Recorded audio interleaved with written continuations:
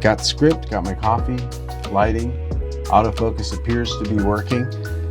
Let's do this. Hey everybody, I am Sam Haymart. This is Growing Older Gay's Gay Kitchen Table Talk, episode 49 for the 8th of March, 2026.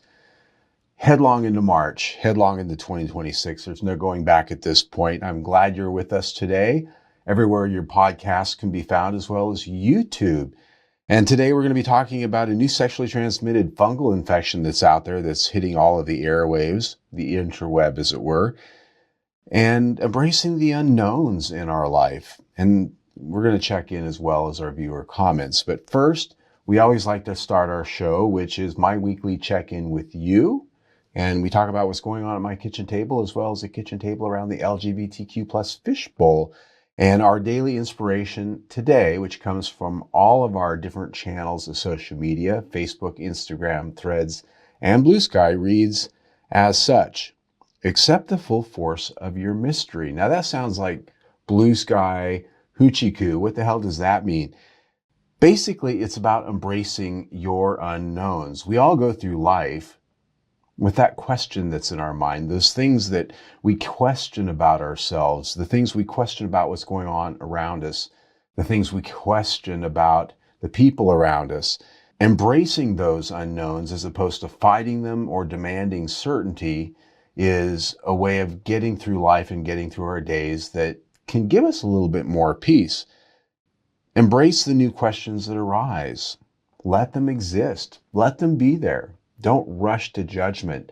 Let go of the need for immediate logical explanation or certainty in everything. Now, at some point, we want that, right? We have to have certainty. We need to have explanation for certain things, but there are a lot of things that come up in our day that we can really get in the weeds over if we focus on that and don't just sort of set it aside and let it be and gather evidence.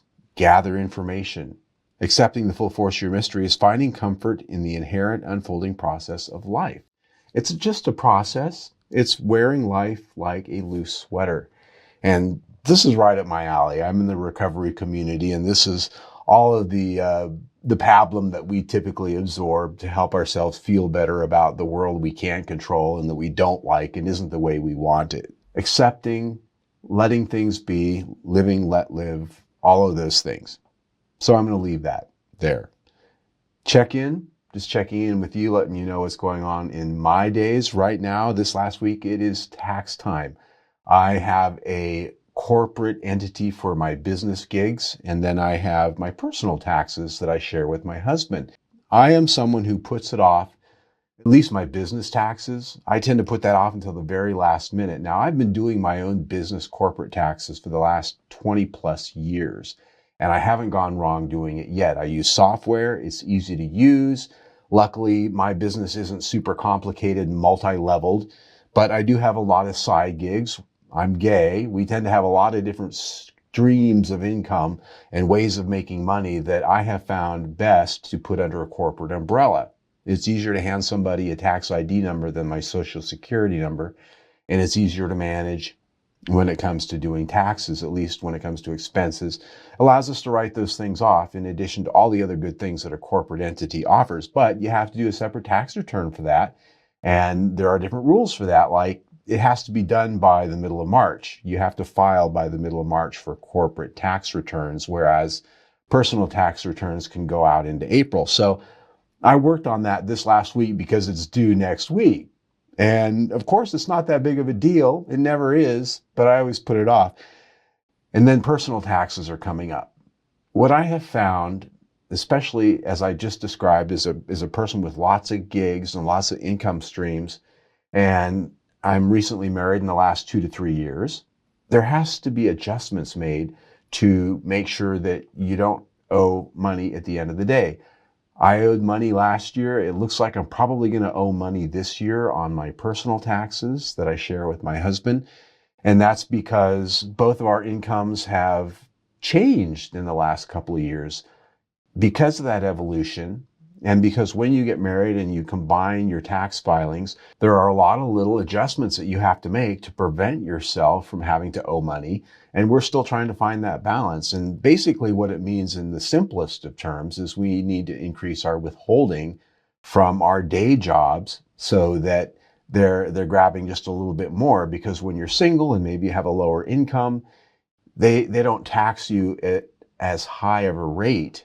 When you combine two incomes on the same tax return, you're in a higher tax bracket now.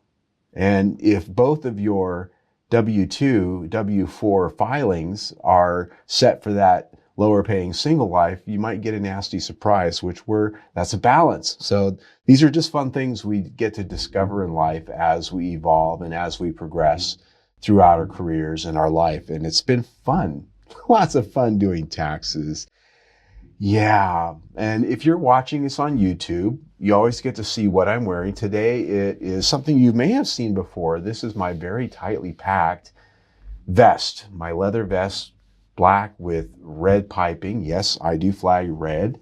And this is from Rubio Leather, one of the premier leather manufacturers and sort of boutique company, primarily for men in the leather scene. And it's very comfortable. And as I've told you before, this is a vest that I purchased when I weighed about 15 to 20 pounds less. And because it's made out of a nice soft leather, it has grown with me just a little bit. I don't think it's going to grow much further, but I don't feel like a stuffed sausage in it nonetheless. And I love the way it feels, and I always get compliments on it. So I'm just always happy to wear this because it's one of my favorite leather pieces. And if you're watching this on YouTube, you get to see that. Now, all the fun aside, it's time to get to a very serious topic this week. And this is our main topic of the podcast today, and it is a sexual health alert. There is a new sexually transmitted fungal infection that is something to be watching for. It hit the United States in 2024, and I'm talking about, I hope I say this right, Trichophyton mentographitis 7, TM7 for short. This is an emerging, highly contagious, and often painful sexually transmitted fungal infection. It's a form of ringworm, and it causes the same types of lesions and sores that we get with ringworm, but this is a little bit more virulent, and it's a little bit more resistant to the typical ringworm medications out there. It appears pretty much anywhere where you might have sexual contact. And that, of course, is the genitals, buttocks, and face, among other places. And while this may look like traditional ringworm, it tends to show up in groups and patches. It tends to be more than one spot. It was first identified here in the United States in 2024. They had seen it in Europe in 2022 and 2023. And it is primarily reported among men who are having sex with men, because we are who we are and we do what we do. These things tend to spread among us more prevalently than the population at large, just like Mpox. The way you can avoid this is avoid skin-to-skin contact, including sexual activity with people who are infected. So that means that if you're out there in the play spaces, if you are hooking up with someone and you see what might look like ringworm anywhere on them, you might sort of be careful what you're doing. You might have some compassion and share with them, hey brother, I think you've got something here that you need to have looked at. Sometimes people can be unaware of these things, especially if they're in places where you can't immediately see. Treatment requires an extended oral antifungal treatment to fully cure this, and it's a long-term regime. Medications like terbinafine and itraconazole are the ones that the CDC is reporting that are effective on this, and some of the other sources that I've seen. The typical surface lotions and over-the-counter medications out there aren't so successful at taking care of this. So if you do think you have this, you do need to see a doctor or a clinician, have them look at it, and have them prescribe something that you can take. Again, it looks like the oral medications, a pill, is what you have to take. And it looks like about 30 to 60 days, depending on your situation. And it's also notable that this can be transmitted via contaminated towels, clothing, bedding, and yes, sex toys. Yeah. So look, I have a very compassionate and matter-of-fact attitude towards these things.